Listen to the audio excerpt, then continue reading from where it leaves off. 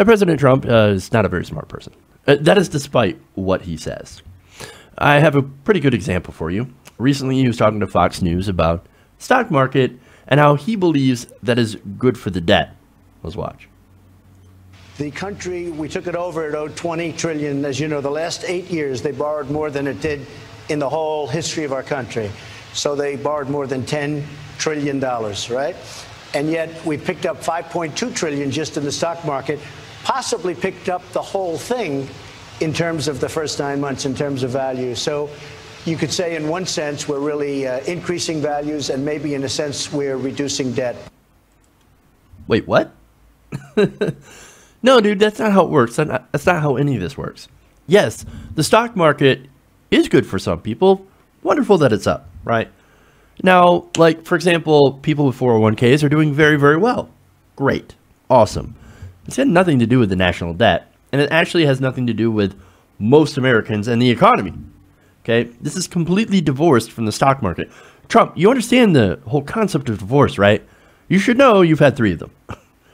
Now, look, maybe to be fair, he meant, oh, you know, the companies, the stocks are doing better. So since their stocks are doing better, they've got more value, right? And they got more value, which means they have more money. And so they take that money to hire people, right? And those people will pay taxes, and then that will reduce the debt.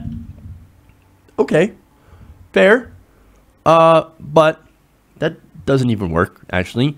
And it's far too sophisticated for Donald Trump. It's actually been proven over and over again that stock market gains do not transfer, do not translate into more people getting jobs or even getting paid more. I mean, I've got some charts for you. I want to show you a few of these that I want to show you. Okay, so this is the stock market, right? Since 1975. It's gone up. Okay, it's doing pretty good, right? So let's get to another one. Now, that is the real average hourly compensation and productivity growth. Fairly flat for wages, right? Now, those two things happen to be related in what they don't show. Now, this is the growth of the U.S. stock market versus GDP. Okay, so look at that. You got GDP, kind of a flat line, but look at the stock market, man. That is exploding. Take a look at that. One more here for you, and that's the relation between pay and the stock market gains. I'm just saying, take a look at that. Pay, flat.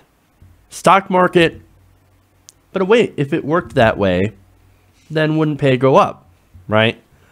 But as far as debt goes, it also has zero to do with the stock market. But anyway, this is how much of an idiot Donald Trump is. He's not, again, he's not a smart person. He doesn't understand that the gains from the stock market do not go to the government and do not pay off the debt. It's amazing that we actually have to explain this to him because he doesn't know.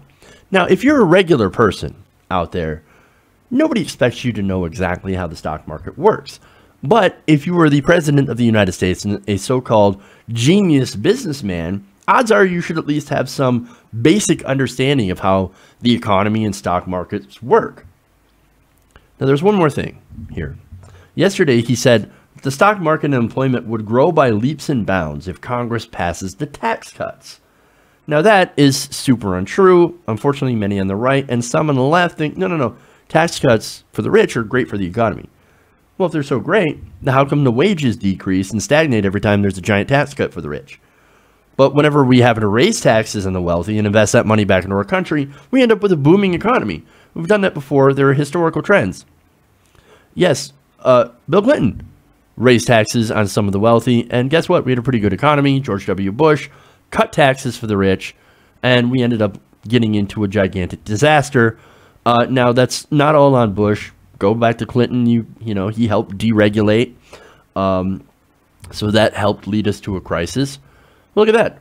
President Obama came into office and raised taxes a little bit on the rich, but still gave a lot of tax cuts. And we had more growth. So it's obvious that it doesn't work. The only people helped by these giant tax cuts are rich people that hoard more and more money. People like Trump. Now, the guy may not understand economics, but I think he does understand that cutting taxes means that he saves millions of dollars. And I think at the end of the day, that's all he cares about. Hey everybody, thanks for watching this video. If you want to see more like this, please hit the subscribe button below. And if you want to support truly independent progressive media, please consider becoming a patron at patreon.com/TYTNation.